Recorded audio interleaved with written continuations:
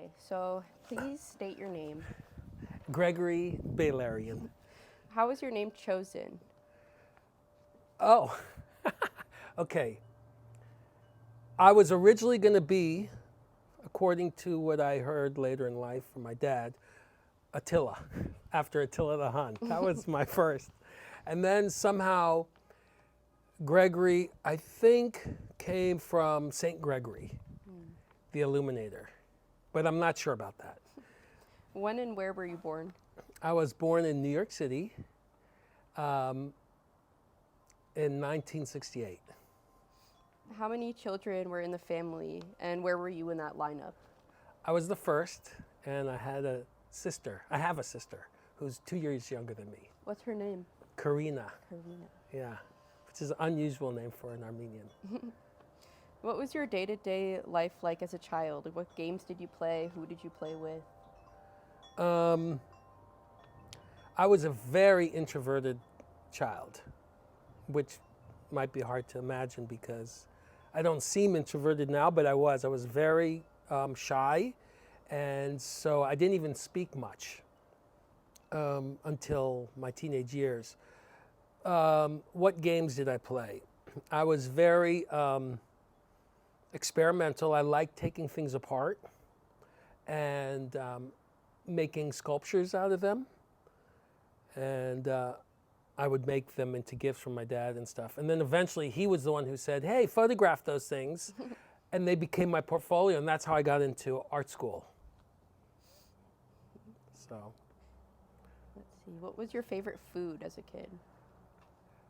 Pizza, which was, according to my mom, the second word I ever said. Was it something after mama. Was it something that you guys would have often, or was it like a treat? You know, in New York City, which is where I was born and raised, you'd be pushed around in your stroller as a baby, and there's like a pizzeria on every other block, and it's the scent, the aroma is really, you know, titillating. So she said I'd be like in my stroller, like that, pizza. So that's, yeah. Did you guys often have Armenian food, or was it typically just, what was it? My mom was and is an extraordinary cook. She could have made a cookbook and almost did. But Armenian food, Armenian culture, Armenian lifestyle was virtually non-existent to me for the first half of my life, which was growing up in New York, in the New York area, even though I was a firstborn Armenian, firstborn in America Armenian. Mm-hmm. So growing up in New York, you didn't have many Armenian friends, or did you have any? Zero. And outside my immediate family at that time, and even today, but probably not as much so, no one even knew what an Armenian was. If you said you were Armenian, they had no clue what that was. Mm-hmm. There was no real Armenian community per se, not like in LA. And it was completely non-existent in our framework of consciousness. Like, there was no Armenian Sunday school. There was no where you would go to you know, a school, Armenian school. Nothing like that. So, your parents, were they involved in the Armenian church at all, or no? Because I mean, in New York, there's one in the city, right? But there is. That my dad at one point was involved with the AGBU, and that happened a little later in my life, and that's where some Armenianness came into my life. But we were not a religious-based family, so we didn't go to, you know, church on Sunday, or certainly no Armenian-oriented religious activity. Yeah. So like, on that note, kind of similar to like, I mean, for some people, religion plays into how you celebrate holidays and stuff like that. So for holidays for you guys, what would that look like? Very big with family and my relatives, because on my mom's side there were 7 brothers and sisters, and a lot of them are based in New York area. So big get-togethers for Thanksgiving, Christmas. That was very standard, and with my parents often at the helm. They were very much the hub you could say, often of get-togethers, and still are. So very much festive and party-centric. I guess you could say in that way, are very Armenian. Yeah. And all the adults spoke Armenian with each other, but they used it as a way to, for the kids not to understand. We were never integrated in the conversation, Yeah. So at those family celebrations of the holidays, that's when there would be more Armenian food and stuff like that, you think? If at best, buregs, but that'd be about it. To best of my memory, Armenian awareness really didn't happen to me until I began seeking it out when I moved to California. And up until that moment, it was virtually non-existent. Strange. Yeah. So tell me about your parents and your grandparents. Where were they from originally and why did they move? My grandparents on my dad's side came from Konya, which is where Rumi's from, and the Whirling Dervishes, which I have a love affair with. And my mom's side was not Malatya, but somewhere around there, I think. And both of their families, even though they weren't connected yet,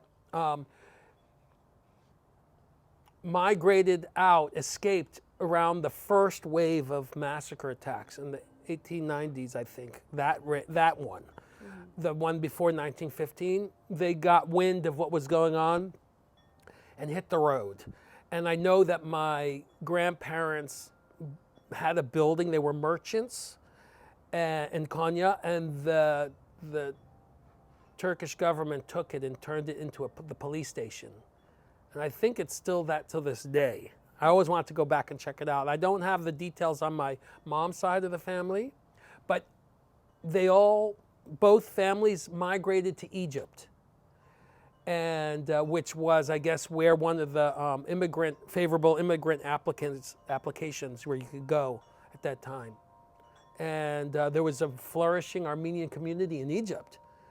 And so my parents' families knew of each other. And they actually met when they were kids in Egypt, but they didn't connect as adults until they met again in New York. Wow. And both my parents came to America for university. My dad went to NYU, and my mom went to FIT. Wow. And so... so what were your parents' occupations when they were in New York after college? My dad started as a merchant. He's always had mercantile blood, and it's probably, you could say, linked in that DNA, because it turns out they were traders. We have an ancestor somewhere in South India who may have been part of the Silk trading routes, the Silk Road trading routes. So they opened up a cool shop called Scarabaeus in Manhattan. And that eventually grew. So he ultimately became, you could say, more of an entrepreneur in the design and architecture world and interiors world, and made quite a name for himself and an identity of that sort in New York City till he retired. And my mom was his stable structure. She managed all the aspects of the business that required, a management mindset. And my dad was more like a visionary type, a loose visionary, but very savvy as a visionary entrepreneur.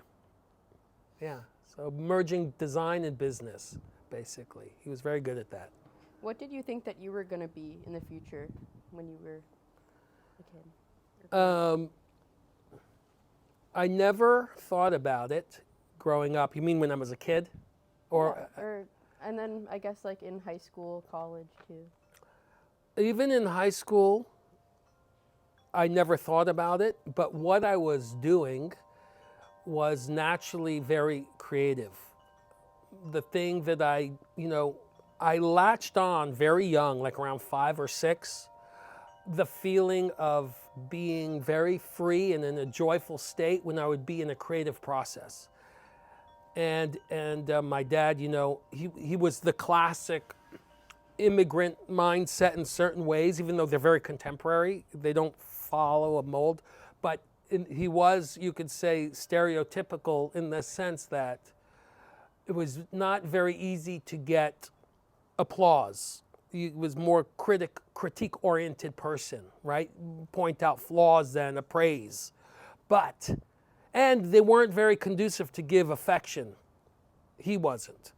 But when I would make him something creatively, because he loves art, contemporary and in all ages, and he has a great eye for art. But when I would give him a work of art, which I didn't even call it that, it was just something I made, I would get great affection from him. And I guess as a child, I caught wind of that. So for every birthday, for every Christmas, and for every Father's Day, till today, I always make him something. And I guess if Freud was here, he would say, you know, it was a way for me to, you know, to get love from my father. So in a big way, when you think about it that way, he had a lot to do with encouraging me without encouraging, just by showing affection at that point of the transaction we're in. Yeah, and so it was his idea to photograph these things I was making for him. I didn't take any art classes. I didn't take sculpture classes. I didn't take a single art class through any of this, up till high school. And this started when I'm 7 years old. The first thing in my portfolio to get into college are things I made for him when I was 7, 6. And that's how I got into college, for that portfolio. Wasn't even grades. It was just something that was in that. But I didn't start, and then school, you start thinking about what you're going to be. And that actually sidetracked me in a little bit. Not too much, but I was more in like maybe your creativity, security, how to live in this world, design, because you can get a job as a designer or a product designer. And since I was making sculptures and things, they said product design, because it's three-dimensional. So I did that. But I'd get B's in design, but on all the extracurricular art, photography, sculpture, painting, glass blow, anything I took outside of design, I was A. But I had to work my ass off to make a B, and I didn't love product design, rendering. I learned skill sets, how to make a prototype, how to bring an idea to fruition. I learned that disciplinary components, but I didn't love product design per se. My heart felt free and liberated when I would do these art court classes. That's where it really resonated. But I still couldn't translate that into what that meant in terms of my life. That took another, even till this day, I'm still evolving that question. Mm-hmm. What did your parents have any expectations for your career and your future? Was that something you felt? I would say yes and no, because in one sense, and especially growing up at the East Coast, and in that time, education was vital. Everyone thought, you know, things are a little different now. Not everyone says absolutely education, depending on what you're taking, and there's debates about it. But at that time, there was no debate. If you wanted to have any chance to succeed in this world, you needed education. I wore a suit and tie every day from age 13 till, can you imagine me? I could tie a tie blindfolded. I went and did a master's in Italy. I mean, I dedicated a lot of energy into education. And it was all very valuable to me. But in the end, what I'm doing now has nothing to do with the certificates that I could put on the wall. And they were very much encouraging for that, but saying, you know, these are the parameters that you should be doing. And I followed those parameters. But as a young adult, when I rode my motorcycle to California, which was finally all education was over, it's now, who are you and what do you really want to do? You're beginning to ask that question. At least that's when it started happening for me, because I was very quiet in the mind for a lot of those years, which turned out maybe to be a naturally Zen thing. But it was only when I wrote out to here that I started looking at, how do I want to actually live? Mm-hmm. And in that sense, they were very nervous for me and very scared, like any parent would be when you pick a path that doesn't have an umbrella of security attached to it, like many other social choices you can make in terms of career. Artist is one of those few, maybe, that has no security blanket attached. So it's really a great leap of faith. And that scares the pants off pretty much any parent. Mm-hmm. And they saw me starting to go in that direction, and it made them very nervous. But they were also a generation of hands-off parents. Not like today where you know the helicopter parenting thing where parents are pretty much controlling your life. Mm-hmm. In a way, I was very independent growing up. I mean, at age 9, 10, I had my own keys to the house in New York City. No one was around. So we lived very independent lives. So it was a mix. It was a mix, Do you have any expectations for the careers of your children?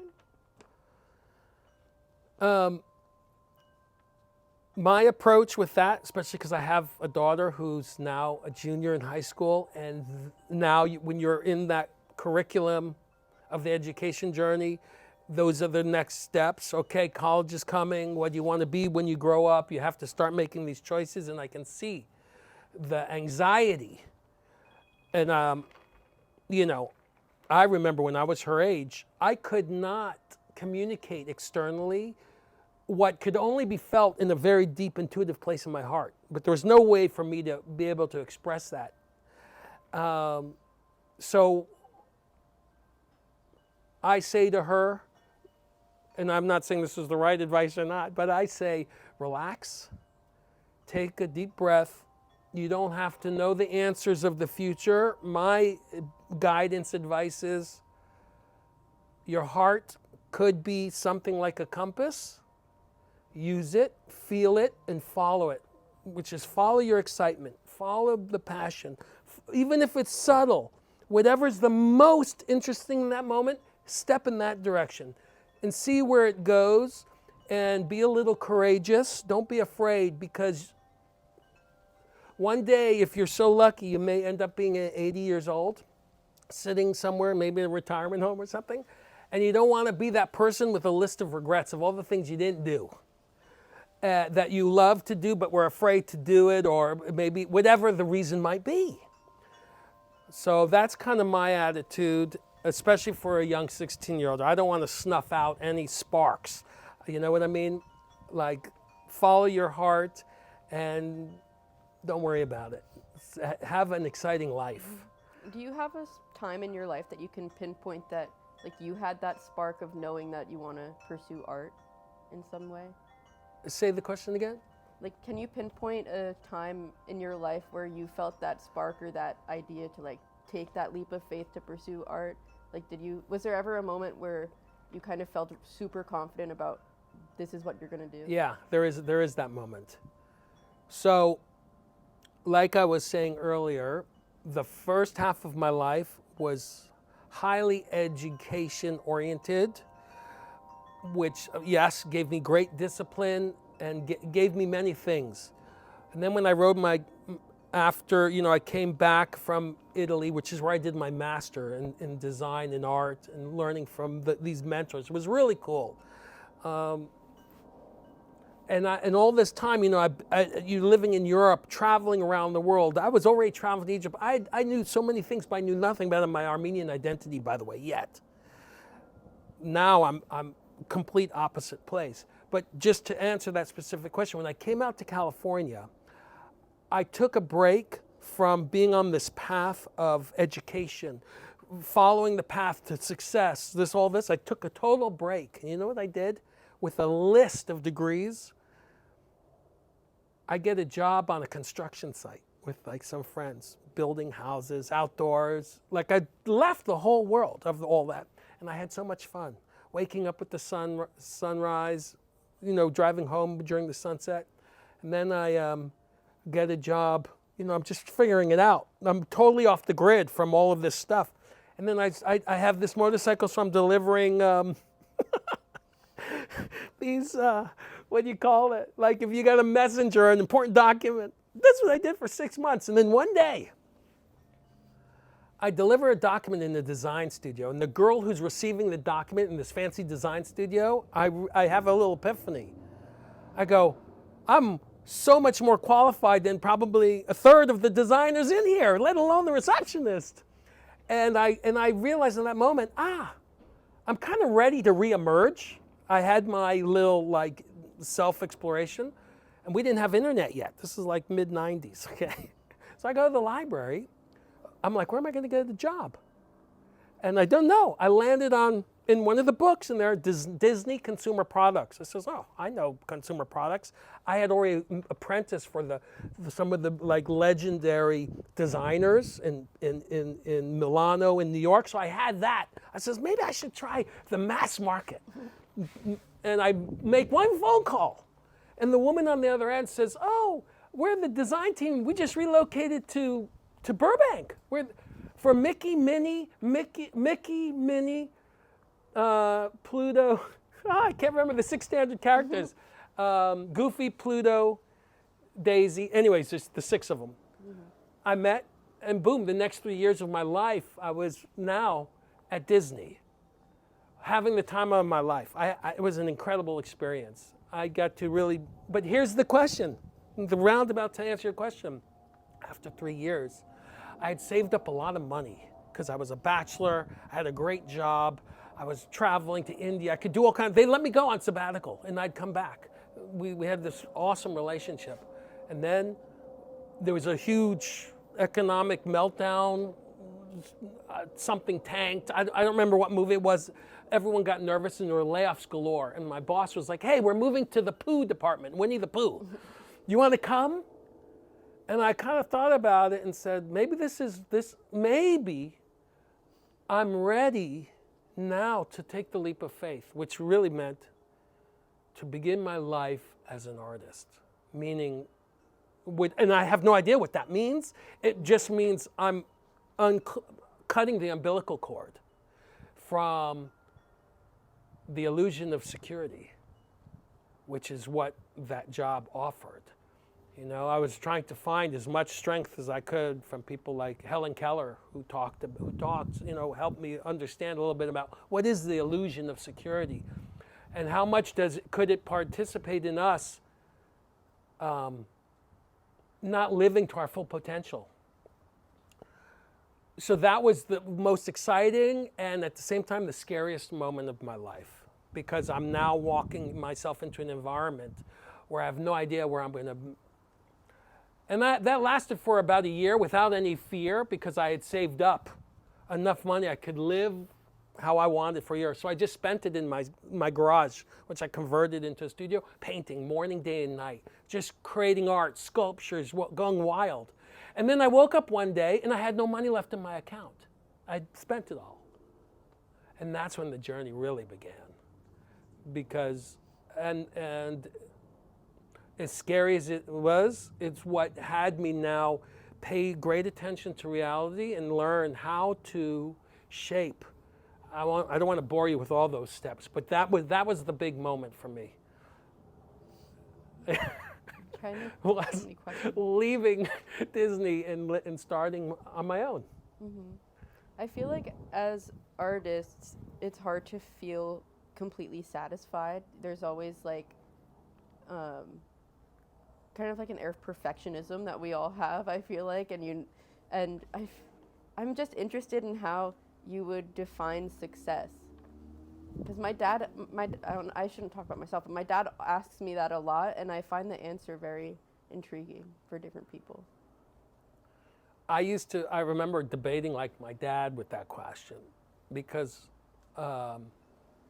you know, success, especially to an immigrant coming to the States, and my dad, I remember he was like, you know, I didn't have the luxury to really choose what I wanted because I had to figure out a way to provide. But when I look at his life, I say, in a way, he actually did exactly what he wanted to do. In my case,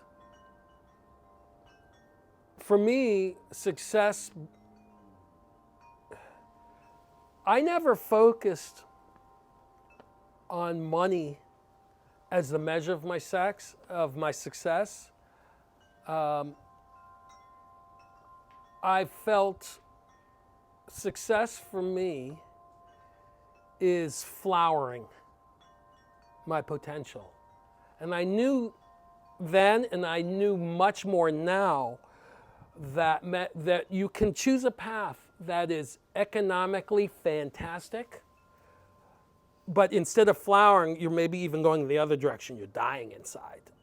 So, but you could be driving, now this is not a judgment on money. Because money can actually be a fantastic tool to transform society and stuff. And that question is constantly evolving, but my primary focus, at least to establish my footing, was, to me, what it meant to be an artist. I've always felt my art can only be a reflection of my state of consciousness, right? Wherever you are in your journey, your art can only be that. It can never be more profound than where you are. So what's the most important thing for me to do? To develop my profoundness, to expand my consciousness. That's the most important thing for me. I was also very interested in Eastern philosophies. From a very young age, I was already into Taoism, the Tao Te Ching. I found a Shaolin monk who took me on as his student when I was 18. And so my life was very much shaped, and that's how I learned to be able to communicate. Because like I told you earlier, I was an introverted person. I was like a form of autism. I went to a special school for that, in fact, because I would look at numbers and I would just make decorative solutions that were balanced visually. I didn't do the mathematics. So they says, there's something unusual about you. You have to go to special school. So the Shaolin training helped me to learn core functional meditative qualities. That's why my expression of success is fulfilling my potential as a human. And that I realized, that's the best solution to my creative output. Because for me, I'm not interested in decorative arts. I don't have a problem. I'm not even making a judgment to decorative arts or commercial, or whatever the words may be. But for me, transformational, transcendental, something that's going to touch or help evolve society, evolve the collective consciousness. I want to participate in that in the best of my ability. That means I have to first, I can't just stand on a soapbox and preach, which it's so easy to do that. You can read a few books, get some good taglines, and just memorize them and repeat. No, I want whatever I touch creatively to resonate from a truth in my heart, in my soul, or whatever you want to call it, that is reflective of a dimension of consciousnesses I've committed to flower. And so that's for me, that's what success is. And if that translates economically, fantastic. And my life economically as an artist, after that point when I had to start figuring out how do I live, I realized then that I was only manifesting what I needed. If I needed this amount, somehow I was able to manifest that amount. And that's been for over 20 years now. I'm living this way. And now I'm like, okay, if there's more is needed for whatever reasons, because life changes and evolves, you just recalibrate the consciousness to manifest to that level. I'm in that stage right now to go to another level because some of the things that I want to accomplish require certain things. And so that's the exercise, But you can never, money cannot bring harmony. no matter how much money you can acquire, that doesn't mean it may be able to buy things, it may relieve some things, but it will never, you never can buy a harmonious state within you. So for me, I always believe I follow this. I'm not saying that other people should do it. For me, I'm like, most important thing for me is to calibrate myself first so that I'm in a footing of, in my practice, which I've tattooed on my wrist so I wouldn't forget, is truth, so which is essentially an open mind, not a conditioned mind, not a concretized mind or a calcified, open. Clarity, according to a Buddhist monk, you could say would be reality unobstructed by your interpretation. So to keep the spaciousness in my intellect open, and my heart resonating in a calibrated to a compassionate state, high frequency. With that modality, in this moment right now, I'm then best suited to face any challenge that comes my way, whatever it is. Whether I'm creating a work of art or solving a problem.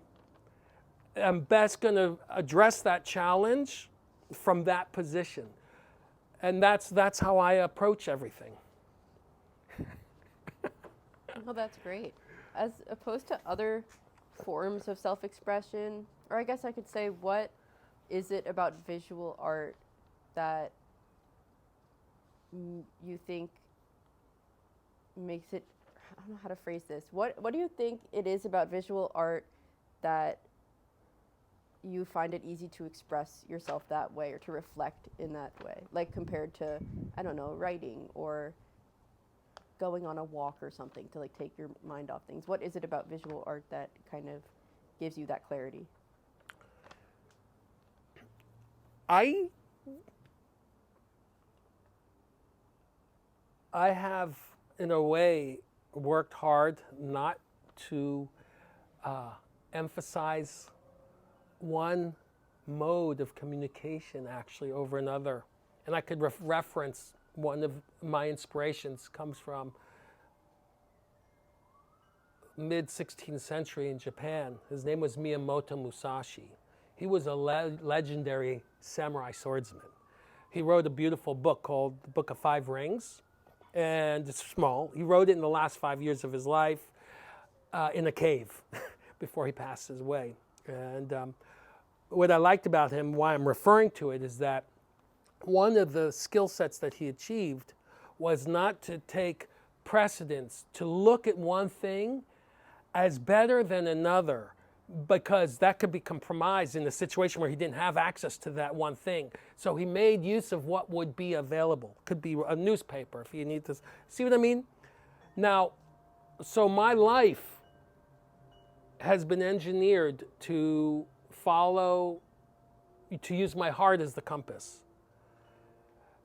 And that means I'm always in exploration, and I don't necessarily dance in one place or the other. So for a lack of a better term, I could say, you could call me multidisciplinary, which of course has its own issues, because then you're learning about sound. So I love sound. So I've worked very deeply in sound since I'm very little. Sculpture, which was my first love. Photography, which could be my second. I think I started shooting when I was around 12 or 13. I had my first camera. Now it's become one of the foundational mediums, but not exclusive. Then, you know, I was very late to drawing because I didn't have an expressive way with 2 dimensions in color. And I wasn't interpretive to reality with lines per se. So I had no relationship in that field and almost was off-put by it.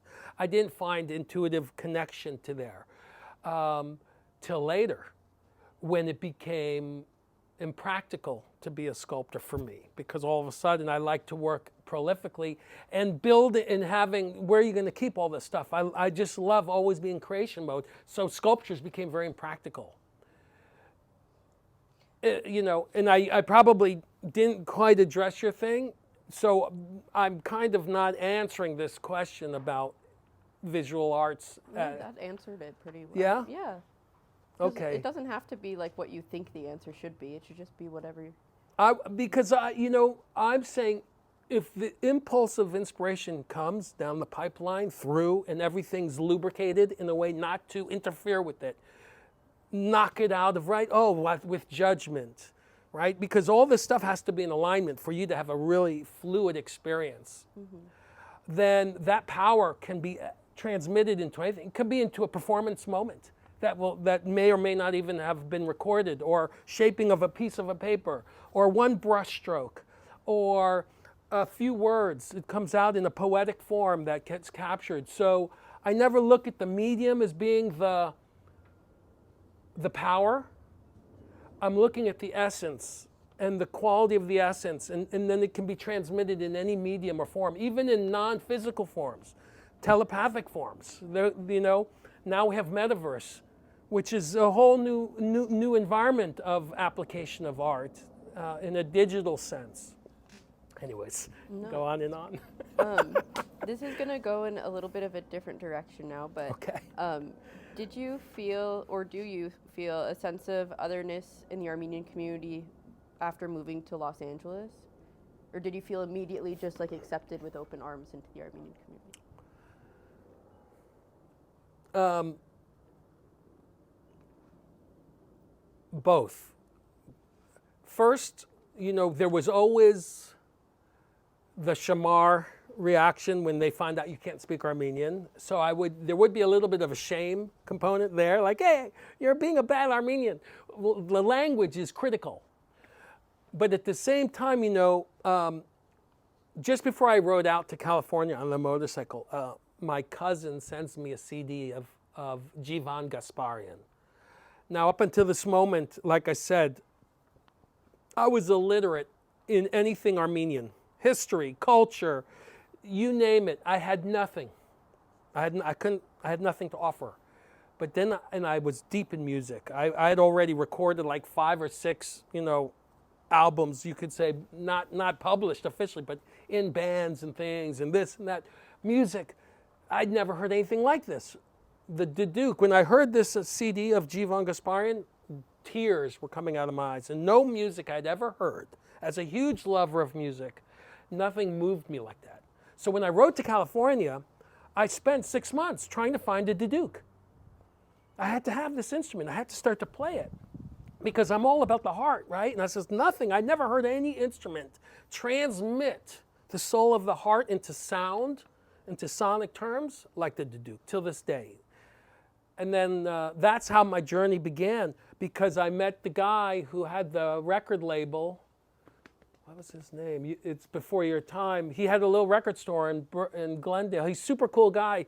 He was really nice. He says, I'm looking for a Duduk. I can't find a Duduk. There's no YouTube. You couldn't buy a book on how to play it. There was no training lessons. It was orally transmitted. He goes, oh, I'm going to put on a concert. He would put on a Duduk concert. It was just timing.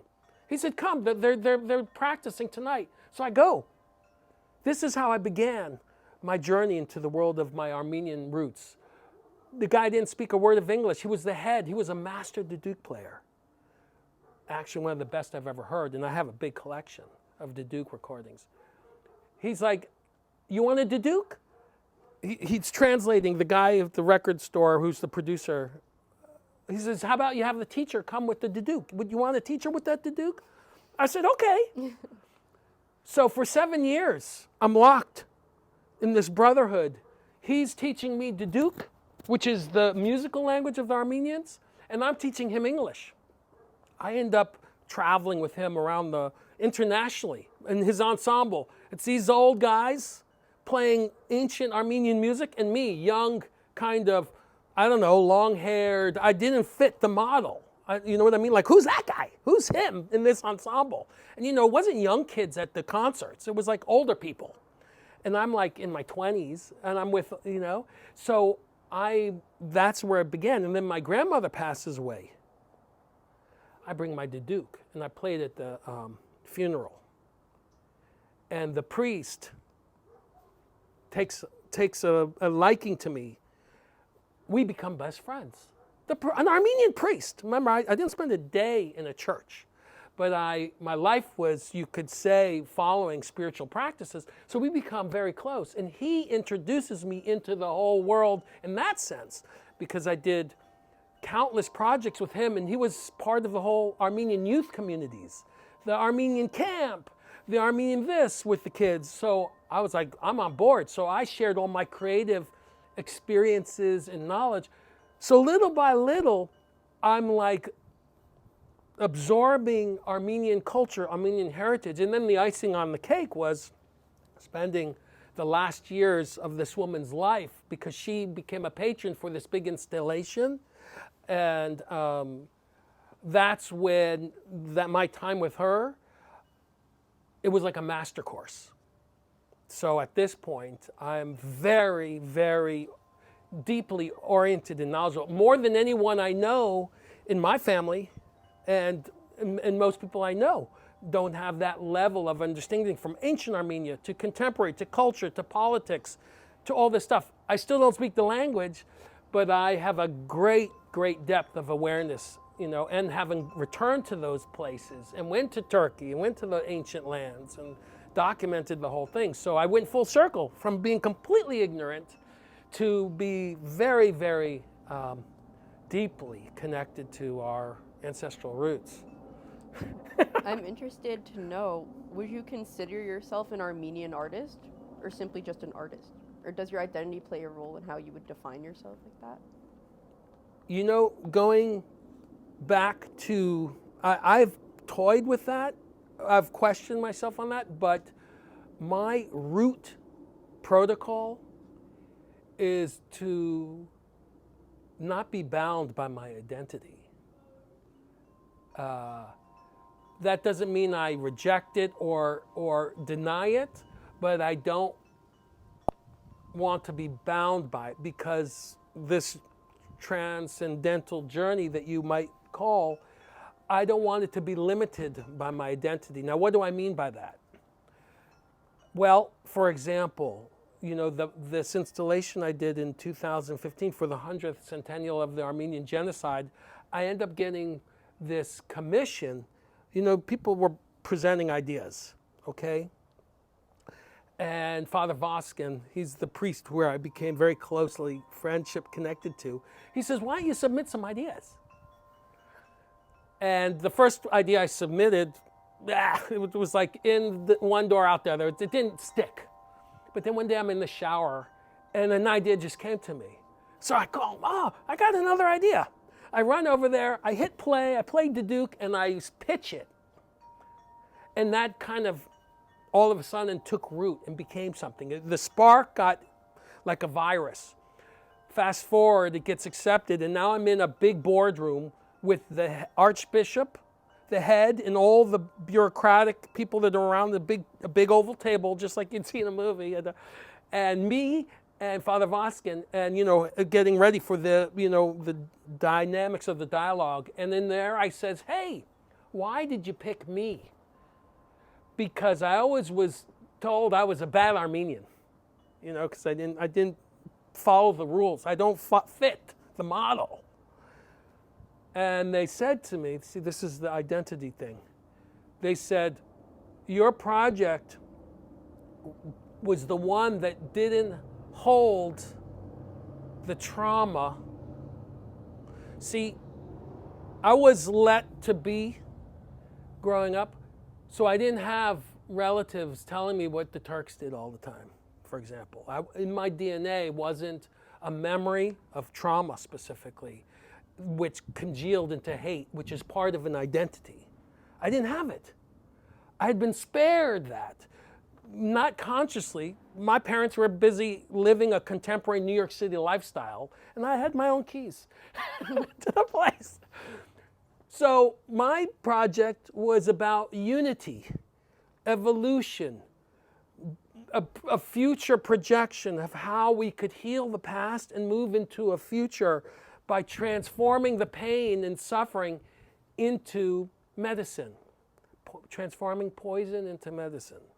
That was the approach. That was the essential theme of how do we take this 100-year-old thorn and pull it out and heal the wound.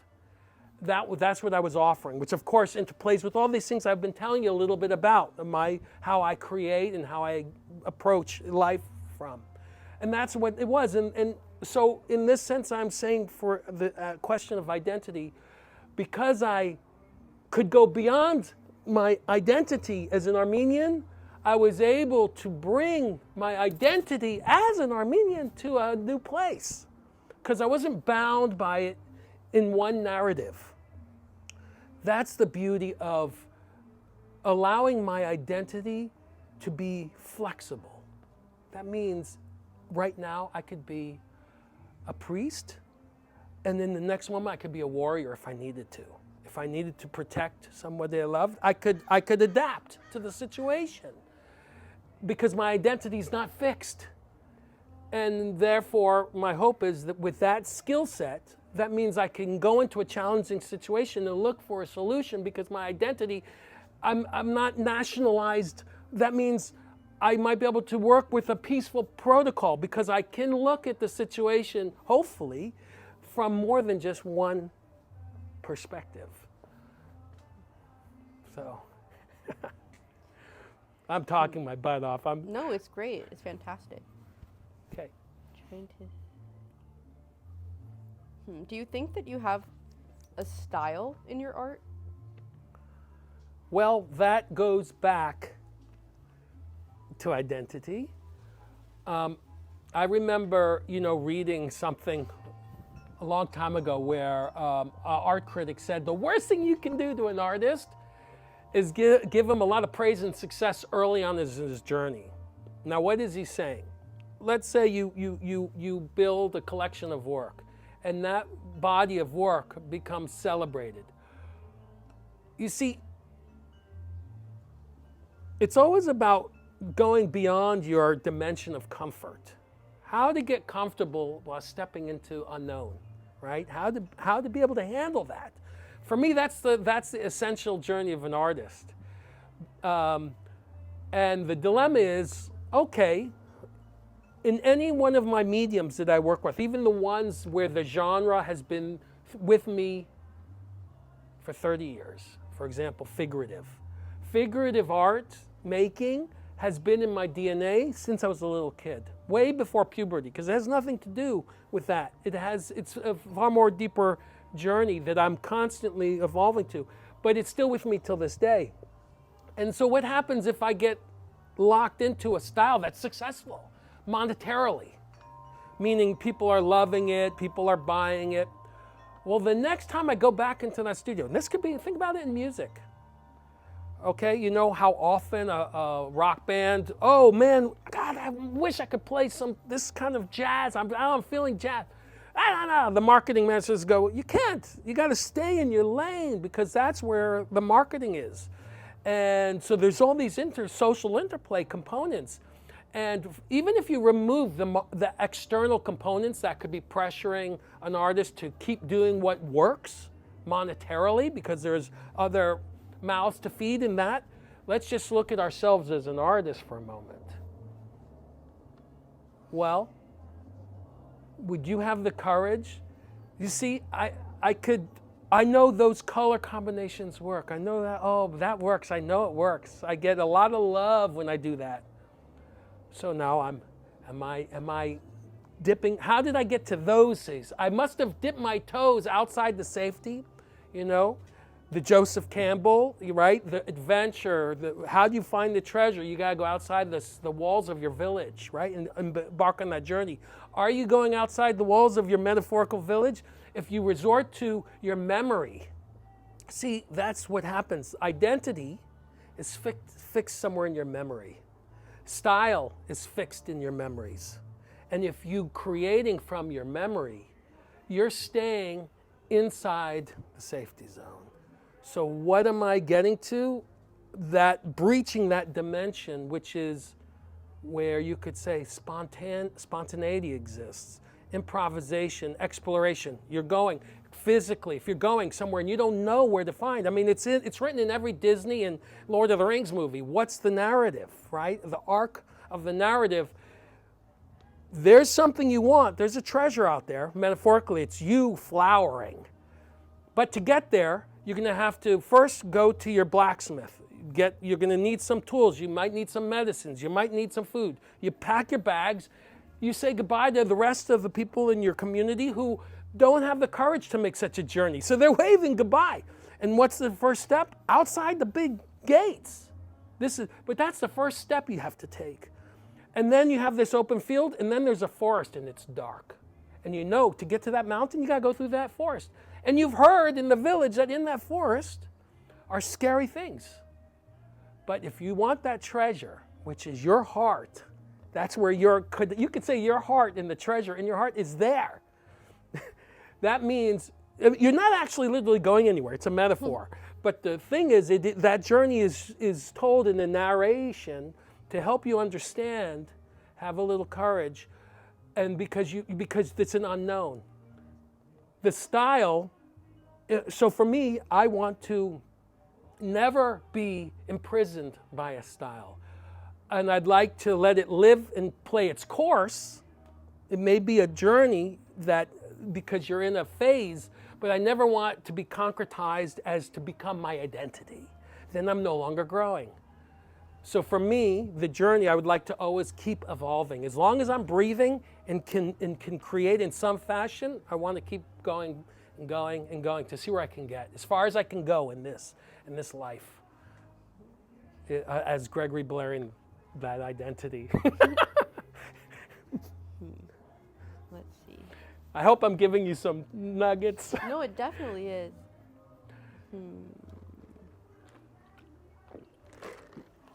Our luck, there's a Mexican party. It's a very festive neighborhood. Yeah.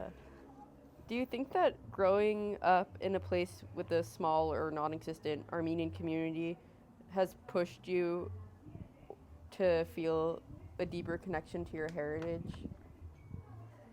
That's a great question. I'm going to just look and make sure we're still recording. Yep, it is. Okay. Your question was, do you think that by growing up in an almost non-existent community in some way influenced me to become more Armenian?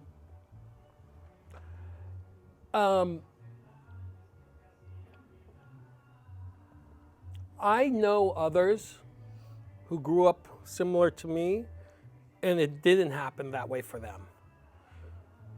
Why did I go from being a first generation born in America, Armenian, by two parents who have this rich Armenian history, from birth till 21, know virtually nothing. And then from 21 to now, be a walking reference to, you bring up any topic on it, I can share something. I mean, any topic. It's crazy. How did that happen? I was drawn to it. You see, when I say that my life, I've engineered my life. It's an experiment. I'm not encouraging necessarily people to do it this way or not, but in my journey, and this is how it is right now, before anything else, my training and practice is to quiet the mind. Let's say debris in a cup with liquids. You shake it like this, there's a lot of debris. You sit and let the mind settle, the debris will settle, and what happens? You'll see clarity. So the training is to use whatever kind of meditative practice I have mine that was given to me by these Shaolin monks till this day. It's the greatest treasure that was handed to me. See, there are these treasures out there. That quiets the mind. When the mind is rested into a non-agitated state, I observe. I go into an observation mode. Feel. How do I feel? Where's the heart? A heart nurtured properly should be a well-functioning compass. Yes, it can get dinged. A good love affair gone wrong, which is going to happen to basically anyone and everyone, is going to get, right? Oh, you might calcify your heart because you're afraid to open it, right? From this or from some experiences. But let's say you're active in looking at the system, seeing where these issues have arisen, and you, right, like a car, oh, I need a tune-up, you make the adjustments as needed. My approach is make those adjustments and see where it's pointing. And that's what I follow. You could call it intuition, whatever that is. I don't want to get into the metaphysics of it because it's a whole other thing. Forget about that. Just the mechanics of what I have available to me as tools. I know when I do this, my heart points. And the mind, when it's clear and not influenced by judgment, opinion, conditioning, all these things, they can be there. You just don't cherish it. It's a training, it's a practice to allow yourself to then it's unsullied. See, if you get very angry right now, you may say things you don't mean. You may do things, but once the anger emotion settles, all of a sudden, you have a more clear relationship to the heart. See how it can influence. The mind-heart relationships are very interconnected. So that's my approach. And then by doing that, I found myself submerged, immersed, integrated very deeply into my Armenian culture. Why did that happen to me and not somebody else that maybe lived a similar life as me growing up? I don't know. I guess it could be, I've heard, it could be in my DNA.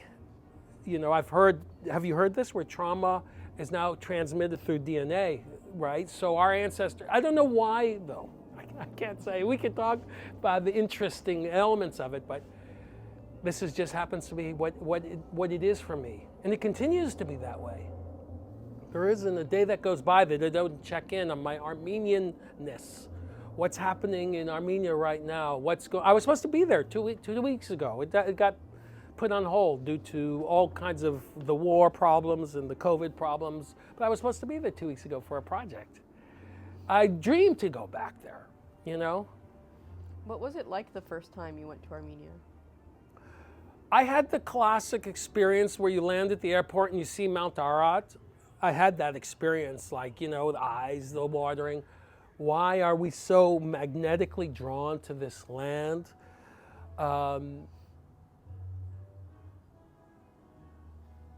It was amazing. It was incredible. And I could definitely feel a connection to this land. Yeah, sometimes I wonder, am I tapping into memories that go, so if trauma, if contemporary science can tell us that trauma can be imprinted in the DNA, and you can transmit it to your offspring because it's in the DNA. So experiences you have can now be passed on to your children who didn't have those experiences. Then can we say, if you have a real, and Armenians are unique, right? It's one of the few, here's now some Armo knowledge. They found bones in the cave in Artsakh, and they DNA tested them, and they're a perfect match to contemporary Armenians. 5,000 years, it's hard to keep a DNA sequence intact for 5,000 years. So 5,000 to 8,000 years, they're kind of conservative. I mean, we could get into a whole argument like, hey, look, we've been in that spot that's being contested right now for here. We got bones. Matches are a contemporary Armenian. Perfect. Okay, so what does that tell me? So perhaps when we're in a natural state, right? Maybe even if you haven't practiced meditative training of some kind, but let's say you just relaxed, like in the shower. You activated a meditative state because the experience relaxed you enough. You can become aware of subtle things. And for me, perhaps what I'm sensing is that my system was communicating with those subtleties, memories surfacing, the landscape. It also could be my dreams and my fantasies playing a role. I'm not exactly, I don't want to speak with authority on that, but I think that's what the experience was like for me. I'm returning to a geographic location that has a lot of meaning to my DNA, and maybe that's why this second half of my life has been very much focused on discovering what is that DNA. It all activated when I heard the Duduk. Why did that happen to me? Why did my heart awaken to something very profound? I do think it's more than this one lifetime. It's deeper than that. Now that you've been living in a place like LA where there's a large Armenian diaspora, could you ever see yourself living, let's say, like back in New York where it's not as big? Could you ever see yourself going back to somewhere where there's no Armenian community? Yes. I don't, I am not biologically linked to LA for the Armenian community. And in a way you could say, I don't know, there's something about that with Armenians in general. Maybe, why do I have an ancestor in the south of India somewhere? There's, Armenians in China. Like, Armenians have always seemed to be able to be a network. And if you think about our culture, our Armenian culture is not being geographically, ultimately defined by the geography. There's something beautiful about that. That means we are connected similar to the way the internet works. There's a web, intraweb. So there's a consciousness. And for me, that consciousness is not bound by a point on the place on the map. And therefore, I can feel that connection wherever I am in the world. And I would miss the Middle Eastern food if I went to a place where that wasn't available, because it turns out my palate also, I'm very sensitive to foods. If I eat the wrong thing, my body gets very unhappy. I had a little piece of a scone from Pain Quotidien, a French bakery today, and my body was not happy about it. And it was just a little thing. Last night, I went to a little hole-in-the-wall Lebanese place in the valley on the way back from a day adventure. And I hadn't eaten all day with Jude, and we ordered, a classic Armenian feast. I'm like, I couldn't believe how much we ate, and we felt fantastic. I was like, all night, I says, man, my body even handles the food. Even to today, if I have milk, then it doesn't work. Then I learned like at least 50, 60 or more % of Armenians are cow dairy intolerant. Why? Turns out we didn't have cows back in the day. They were goats, like sheep milk, whatever. You see how much our DNA is influencing us? It's fascinating. Mm-hmm. So, but I'm here not because of the Armenian communities, because I love Los Angeles. I love the feel. We could go anywhere. I still resort to here's home base until my heart tells me otherwise. Is there anything that you wish you could have changed about how you grew up? Nope. But that's not because of what I lived. It's maybe more about the protocols on how I live. Because you could say, already there were many blessings in the way I grew up. When you see the spectrum of options out there, that where you're born. I mean, we could have been born in the slums of Bombay. I don't know if you've ever been to India. Well, if you think downtown Los Angeles is bad, you should see, Bombay has it's like you can be born into some really gnarly spots in the world. So already I have much gratitude to where I was born. And any challenge that does come into my life or came into my life growing up as a child, because I had my fair share too. I don't think there is, no matter where you're born, I don't think there's anyone who's manifested into this world, we're here to grow. And life is, I think, designed for that purpose.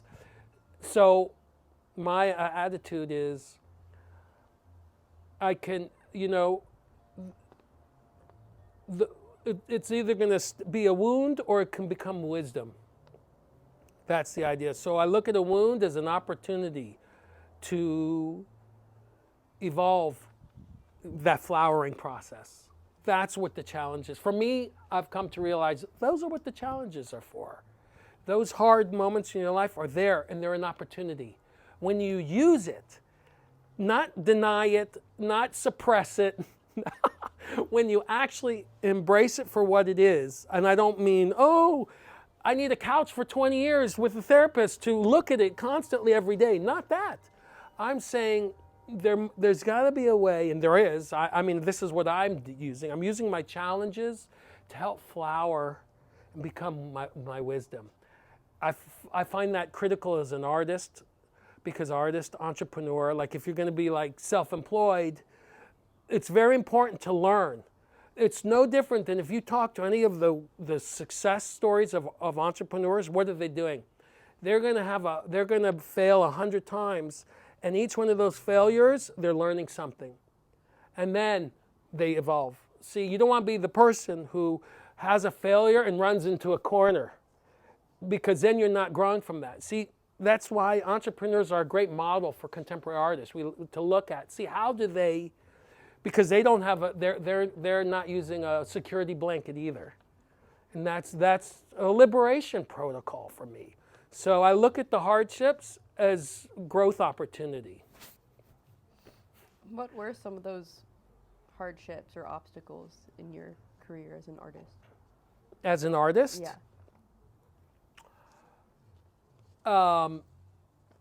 Being judged. The judgment is there's no shortage of judgment when you're an artist. Doesn't matter what you do. Doesn't matter to what level of integrity you do.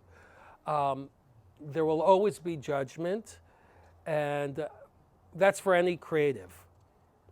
And I know many great artists who are extraordinary, but you'll never see their work because they can't handle the judgment.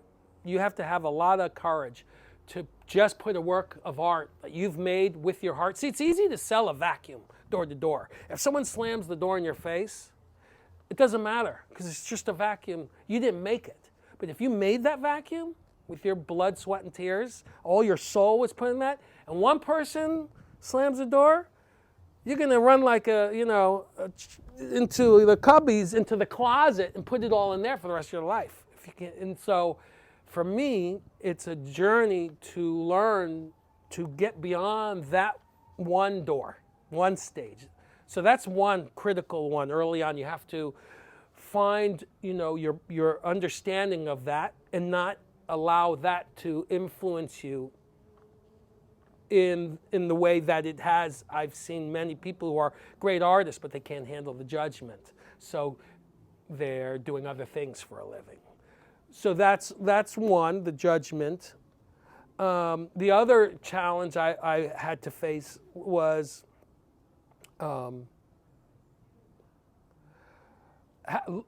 allowing myself to follow my passions often leads me into this multidisciplinary dimension, and how to see. It's very easy. It's much easier when you're a one-trick pony. What happens if you love sound, sculpture, painting, photography, figurative work, abstract? I mean, the list goes on.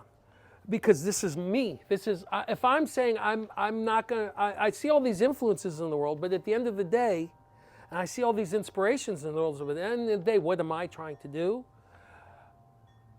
Live my heart. My heart's pulse as authentically as possible. To be sincere and courageous enough to allow my heart to follow it. And of course, that's setting, integrity. Can I be a support to humanity, right? There's some basic things you can say. I just don't want it to be about me and leaving a trail of destruction. No. Can your trail be illuminated? Can everyone you touch, can you in some way elevate? Can you part that? For me, that's me. That's my personal. Can I use my creativity as my fuel for my vehicle to go through life and in some way be of benefit, leave things better than worse? That's my objective, and I like art to be the modality for which I do that. But even that can be, you'd be surprised in the ways that my creativity has been used, in ways I would never have imagined. In very bizarre ways sometimes, but that's what it is, and I go and I ride along with it. So I think I may have veered a little bit from the question, but... No, that's great. I think this is the last question, and it's a bit of a big question, but what do you think the role of the diaspora is?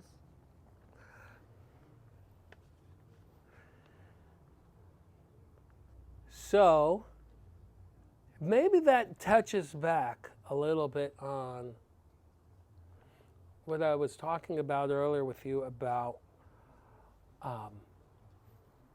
this relationship to the shared Armenian consciousness.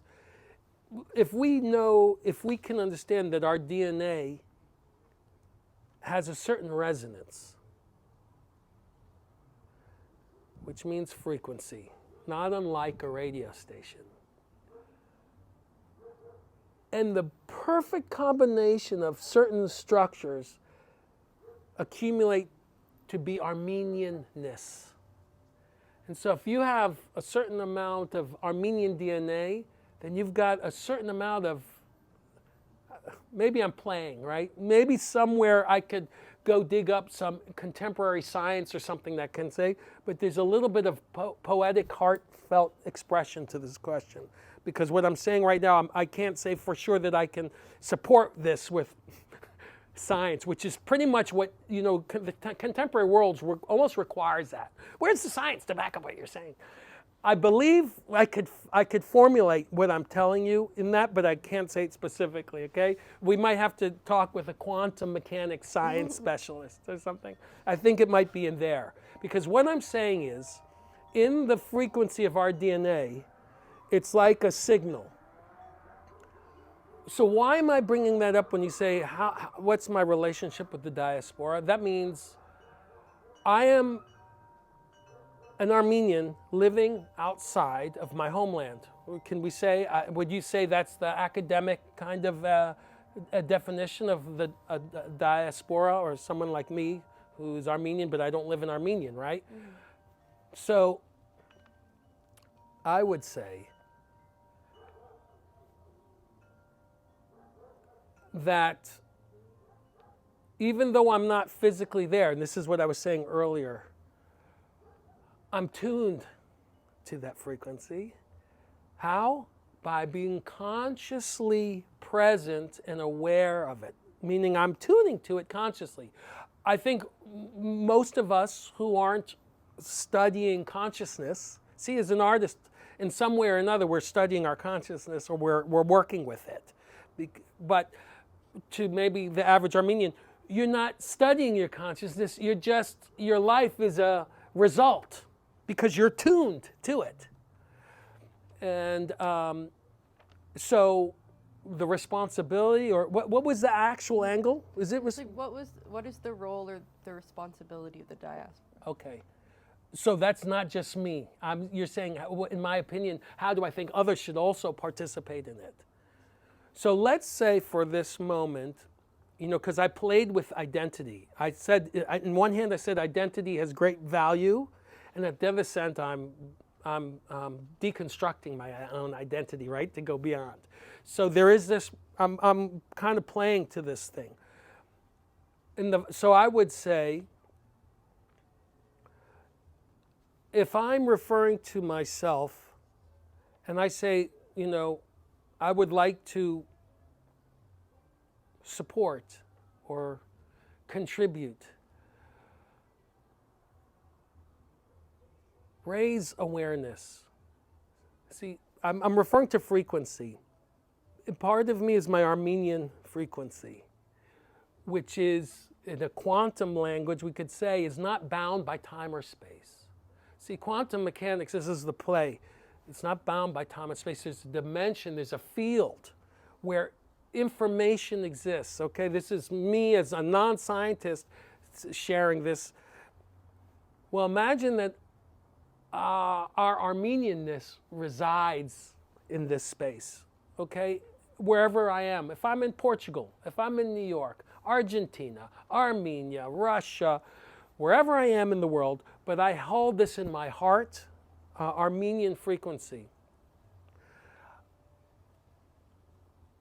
The grand icing on this cake is that perhaps the most important thing, I would say, for any Armenian right now, and then I could go, it doesn't matter what you are. Unity consciousness for me is the most precious and most valuable message to be transmitting in an environment, in a world that is more and more becoming polarized because of identity and the influences of media and messages and politics. It's so easy to becoming, and let's say part of our consciousness, part of our soul, part of our heart, you may not be aware, but you can feel that, the consequence of that separation. Right?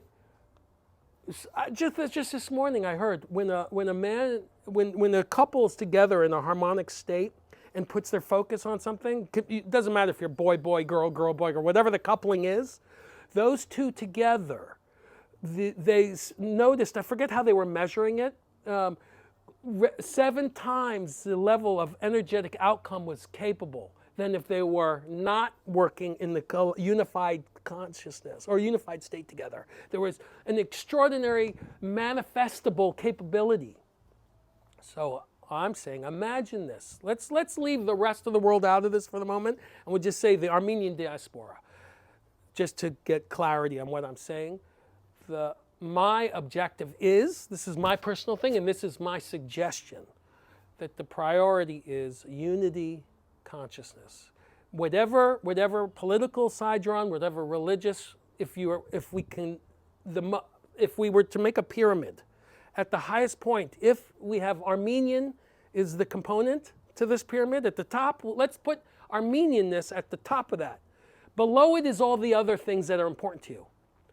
Okay, politics, religion, all the other cultural components. But if at the very top point of that pyramid, it's Armenian is the identity, then we say that's, before anything else, unity towards that.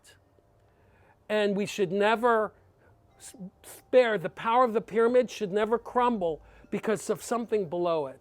So if you're this political group or that one or whatever, any other subcomponent, should not be pulling out and weakening the pyramidal structure. Why? Because unified,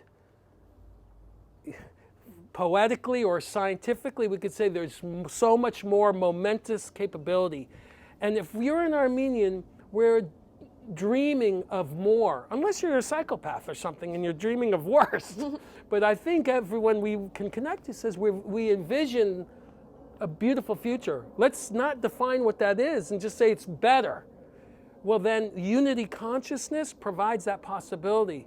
So that's kind of the holistic thing. I say we should focus on, because there used to be a time you could disagree but still be unified. Maybe it was Socrates who even demonstrated how you could be in an environment. Don't be with people who think the same way. Be together with people who have differing opinions and perspectives, but learn to communicate and converse in a civilized, intellectually stimulating way, because those perspectives brought together, instead of fighting, but in a cooperative, energetic space, profoundly elevates the evolutionary process, the healing, the potential, the possibility. That's, for me, whether you're a married couple or a little community, a bigger community, whatever the structure is, working together, learning, because it's a learn thing. So for me, it's like learning how to be in that circle. Start small if you need training wheels, right? Because I would say I'm not seeing great examples of it currently, right? When you see news, you see everyone's yelling at each other. So that's not a good example. No, we need sophisticated, graceful discourse. Two people, opposing sides, having a graceful, compassionate discourse. That's we need more examples of that, because most people are just parakeeting. Most people are just parakeeting what they've watched. So if you give them low quality stuff in the news, then they're going to reflect that. So we need to show high quality, discourse, and because then we can demonstrate, oh, we can be unified, and grow and evolve from our differences.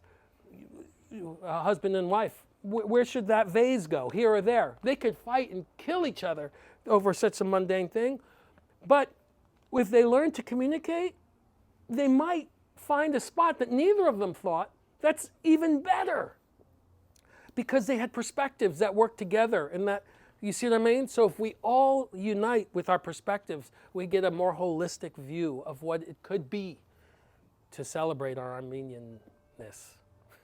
That was perfect. I think that's a wrap. High five. Thank you. Thank you. I appreciate you pulling all this stuff out of me. Those are great questions. Thank you.